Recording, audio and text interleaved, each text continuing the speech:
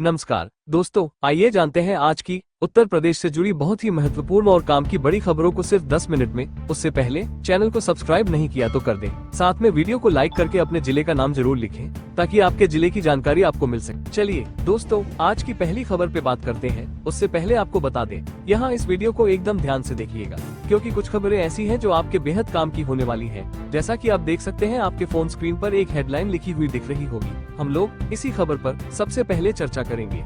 ये आज की पहली बड़ी खबर होने वाली है। आपको बता दें मित्रों, महाकुंभ में ड्यूटी करने वाले पुलिसकर्मियों को योगी सरकार का तोहफा।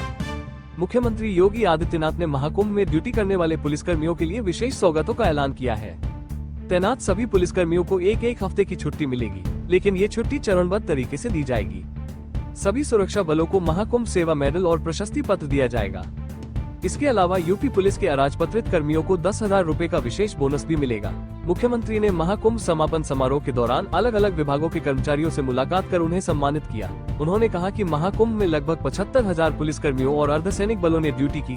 मुख्यमंत्री ने ये भी बताया कि यूपी पुलिस के बजट को बढ़ाकर 40,000 करोड़ रुपए किया गया है और जल्द ही 30,000 नए पुलिसकर्मियों की भर्ती होगी। अब आगे एक और खबर को देखें दोस्तों। यूपी में मौसम बदलेगा, तेज हवाओं के साथ बारिश और ओलावृष्टि का अलर्ट। उत्तर प्रदेश में अगले 3 से 4 दिनों तक मौसम में बड़ा बदलाव देखने को मिलेगा। पश्चिमी विक्षोभ के असर से शुक्रवार को पश्चिमी और तराई इलाकों में तेज हवा के साथ गरज चमक और बारिश होगी।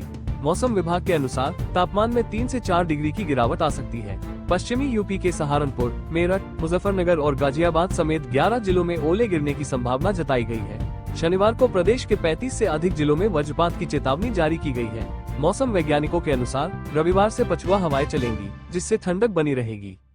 अब इधर देखिए, अगली खबर आ रही है। नेपाल में भूकंप के झटके, बिहार में भी महसूस हुआ कंपन। नेपाल में रिक्टर स्केल पर 5.5 तीव्रता का भूकंप दर्ज किया गया, जिससे कई इलाकों में दहशत फैल गई। नेशनल सेंटर फॉर सिस्मोलॉजी के अनुसार ये भूकंप गुरुवार देर रात 2:36 पर आया, जिसका केंद्र 10 किलोमीटर की गहराई में था। इसके झटके बिहार के कई जिलों में भी महसूस किए गए, जिससे लोग घबराकर घरों से बाहर निकल आए। इससे पहले 22 फरवरी को भी नेपाल, उत्तराखंड और लखनऊ में भूकंप के झटके महसूस किए गए थे। वैज्ञानिकों ने लोगों को सतर्क रहने की सलाह दी है। चलिए इसी के साथ देखते हैं अगली खबर को। देश भर के औद्योगिक प्रशिक्षण संस्थानों के लिए नए पाठ्यक्रम लागू। सरकार ने युवाओं की तकनीकी क्षमताओं को बढ़ाने के लिए औद्योगिक प्रशिक्षण संस्थानों और राष्ट्रीय कौशल प्रशिक्षण संस्थानों के पाठ्यक्रम में बदलाव किया है। उद्योग जगत की जरूरतों के अनुसार अब artificial intelligence, robotics, drone technology और 5G नेटवर्क से जुड़े विषयों को पाठ्यक्रम में जोड़ा गया है। इससे युवाओं को अधिक रोजगार मिलने की संभावना बढ़ेगी। कौशल विकास मंत्रालय ने सभी राज्यों को निर्देश दिया है कि नए पाठ्यक्रम को जल्द से जल्द लागू किया जाए। अब आगे एक और खबर को देखें दोस्तों। हाईवे खराब तो टोल क्यों? हाई कोर्ट का ऐतिहासिक फैसला। जम्मू कश्मीर और लद्दाख हाई कोर्ट ने राष्ट्रीय राजमार्ग प्राधिकरण को आदेश दिया है कि यदि सड़क की स्थिति खराब है तो टोल टैक्स वसूलना अनुचित है। कोर्ट ने नेशनल हाईवे 44 पर टोल टैक्स में 80% की कटौती करने का निर्देश दिया है। अदालत ने कहा कि यदि हाईवे पर निर्माण कार्य चल रहा है और सड़क अच्छी स्थिति में नहीं है तो टोल वसूली नहीं होनी चाहिए। यह आदेश पूरे देश के लिए मिसाल बन सकता है। अदालत ने यह भी स्पष्ट किया कि 60 किलोमीटर के भीतर दूसरा टोल प्लाजा नहीं होना चाहिए और यदि ऐसा है तो उसे हटाया जाए। चलिए इसी के साथ देखते हैं अगली खबर को। भूतपूर्व सैनिकों के लिए विशेष रोजगार मेला, पुणे में होगा आयोजन। रक्षा मंत्रालय की ओर से 27 फरवरी 2025 को पुणे में विशेष रोजगार मेले का आयोजन किया जाएगा। यह मेला खासतौर पर भूतपूर्व सैनिकों के लिए होगा, जहां उन्हें विभिन्न कंपनियों में नौकरी के अवसर मिलेंगे। इच्छुक पूर्व सैनिक पुनर्वास महानिदेशालय की आधिकारिक वेबसाइट पर जाकर पंजीकरण कर सकते हैं। पंजीकरण सुबह 7 बजे से 10 बजे तक होगा। इसके बाद साक्षात्कार प्रक्रिया शुरू होगी। इस मेले में कई सार्वजनिक क्षेत्र की कंपनियां और निजी कंपनियां भाग लेंगी। पूर्व सैनिकों को बिना किसी शुल्क के भाग लेने का अवसर मिलेगा। कंपनियां पुनर्वास महानिदेशालय की वेबसाइट से अपना स्टॉल बुक कर सकती हैं। ये रोजगार मेला भूतपूर्व सैनिकों के लिए नई नौकरियों के द्वार खोलेगा। अब आगे एक और खबर को देखें दोस्तों। 6 मार्च से शुरू होंगी 6 नई सुपरफास्ट ट्रेनें। यात्रा होगी और आसान। भारतीय रेलवे 6 मार्च 2025 से 6 नई सुपरफास्ट ट्रेनों की शुरुआत करने जा रहा है। इन ट्रेनों का उद्देश्य यात्रा को तेज, सुरक्षित और आरामदायक बनाना है। ये ट्रेनें देश के प्रमुख शहरों को जोड़ेगी और रेल नेटवर्क को और मजबूत करेगी। रेलवे ने पहले ही इन ट्रेनों का समय सारिणी और ठहराव की सूची जारी कर दी है। इन ट्रेनों की अधिकतम गति 160 किलोमीटर प्रति घंटा होगी। यात्री इन ट्रेनों के टिकट रेलवे स्टेशन और IRCTC की वेबसाइट से बुक कर सकते हैं। सरकार का ये कदम रेलवे के आधुनिकीकरण और मेक इन इंडिया पहल का हिस्सा है।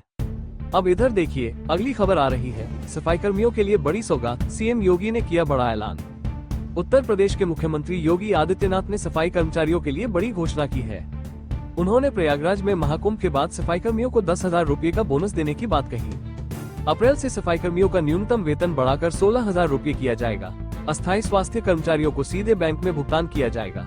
सरकार सभी सफाई कर्मचारियों को आयुष्मान भारत योजना से जोड़ेगी, जिससे उन्हें मुफ्त इलाज की सुविधा मिलेगी।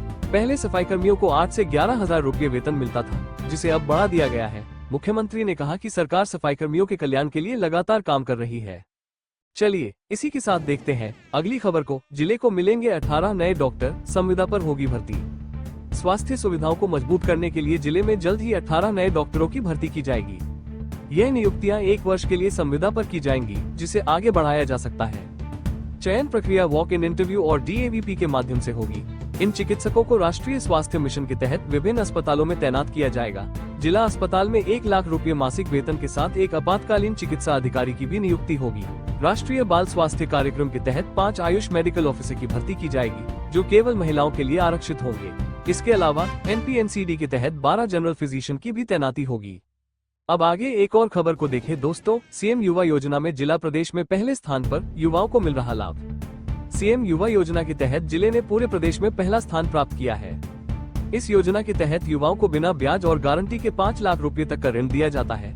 जिले को इस योजना में 1,000 युवाओं को ऋण देने का लक्ष्य मिला था, लेकिन अब तक 3,444 युवाओं ने आवेदन किया है। इनमें से 2,571 आवेदन को आगे बढ़ाया गया, जिसमें से 760 को मंजूरी मिल चुकी है। ऋण चुकाने पर 10% की छूट भी मिलेगी और दूसरी बार 7,50,000 तक का ऋण मिल सकता है। मुख्यमंत्री योगी आदित्यनाथ ने इस योजना की शुरुआत 24 जनवरी को की थी। चलिए इसी के साथ देखते हैं अगली खबर को। यूपी सिपाही भर्ती परीक्षा मार्च में आएगा अंतिम परिणाम, जल्द जारी होगी सूची। उत्तर प्रदेश पुलिस भर्ती परीक्षा के तहत सिपाही पदों के लिए चयन प्रक्रिया अंतिम चरण में पहुंच गई है। आरक्षी नागरिक पुलिस के लिए हो रही इस भर्ती में शारीरिक दक्षता परीक्षा पूरी कर ली गई है। पुलिस भर्ती बोर्ड जल्द ही सफल अभ्यर्थियों की सूची जारी करेगा। अगले माह इस परीक्षा का अंतिम परिणाम घोषित किया जाएगा, जिसके बाद चयनित अभ्यर्थियों को प्रशिक्षण दिया जाएगा। भर्ती बोर्ड ने अभिलेखों की जांच और शारीरिक मानक परीक्षण भी सफलतापूर्वक पूरा कर लिया है।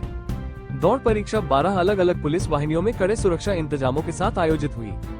इसमें लगभग 1,60,000 अभ्यर्थियों ने हिस्सा लिया। सिपाही भर्ती के बाद पुलिस विभाग में अन्य पदों पर भी भर्ती प्रक्रिया शुरू की जाएगी।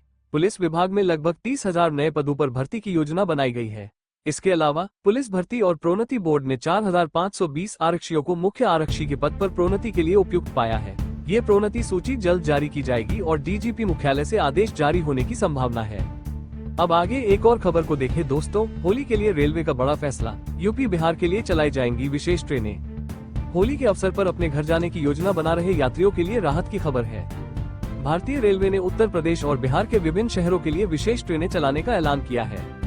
इन ट्रेनों के लिए आरक्षण 1 मार्च से शुरू होगा, इसलिए यात्रियों को सलाह दी गई है कि वे समय रहते अपना टिकट बुक करवा लें। ये ट्रेनें मुंबई, पुणे और जबलपुर से बनारस, मऊ, दानापुर और अन्य प्रमुख शहरों के लिए चलाई जाएंगी। मुंबई के लोकमान्य तिलक टर्मिनस से दानापुर के बीच चलने वाली ट्रेन 10, 15 और 17 मार्च को रवाना होगी और अगले दिन सुबह पहुंचेगी। इसी तरह मऊ, बनारस और अन्य स्थानों के लिए भी ट्रेनों की समय सारणी जारी कर दी गई है। रेलवे ने यात्रियों की सुविधा को ध्यान में रखते हुए इन ट्रेनों में पर्याप्त ठहराव और सुविधाएं देने का प्रयास किया है। त्योहार के दौरान भीड़ को देखते हुए यह निर्णय लिया गया है, ताकि यात्रियों को यात्रा में किसी प्रकार की असुविधा न हो। अब इधर देखिए अगली खबर आ रही है। ईडी की बड़ी कार्रवाई, पूर्व MLC की 3 चीनी मिलें जब्त, कीमत 1,000 करोड़ से अधिक। उत्तर प्रदेश में बहुजन समाज पार्टी सरकार के दौरान हुए चीनी मिल बिक्री घोटाले में प्रवर्तन निदेशालय ने बड़ी कार्रवाई की है। गुरुवार को ईडी ने पूर्व MLC मोहम्मद इकबाल की 3 चीनी मिलों को जब्त कर लिया। इन मिलों की कीमत लगभग 1,000 करोड़ रुपए बताई जा रही है।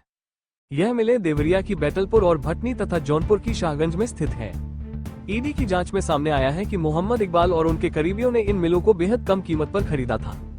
इनकी वास्तविक कीमत कई गुना अधिक थी, लेकिन शेल कंपनियों के माध्यम से इनका सौदा किया गया। जांच एजेंसियों के अनुसार खरीद के लिए बिना किसी सुरक्षा के ऋण लिया गया था, जिससे इसमें गड़बड़ी की आशंका बढ़ गई। बसपा शासन में कुल 21 सरकारी चीनी मिलें बेची गई थी, जिनमें से 7 मिलें मोहम्मद इकबाल की कंपनियों से जुड़ी थी। भाजपा सरकार बनने के बाद इस मामले की जांच की सिफारिश की गई थी। मोहम्मद इकबाल वर्तमान में दुबई में रह रहा है और इससे पहले ईडी उसकी ग्लोबल यूनिवर्सिटी भी जब्त कर चुकी है, जिसकी कीमत 4,000 करोड़ रुपए से अधिक बताई जाती है। तो दोस्तों, ये थी आज की कुछ महत्वपूर्ण खबरें और जानकारियां जो आपके लिए बेहद उपयोगी साबित हो सकती है। ऐसी जानकारी आपको शायद और कहीं एक साथ न मिल सके। इसलिए रोज की ताज़ा खबरों के लिए हमारे चैनल को सब्सक्राइब जरूर करें और वीडियो को लाइक नहीं किया तो लाइक करें, साथ में अपने जिले का नाम कमेंट में लिखें ताकि आपके जिले से जुड़ी हर जानकारी आप तक पहुंच सके। धन्यवाद। जय हिंद, जय भारत।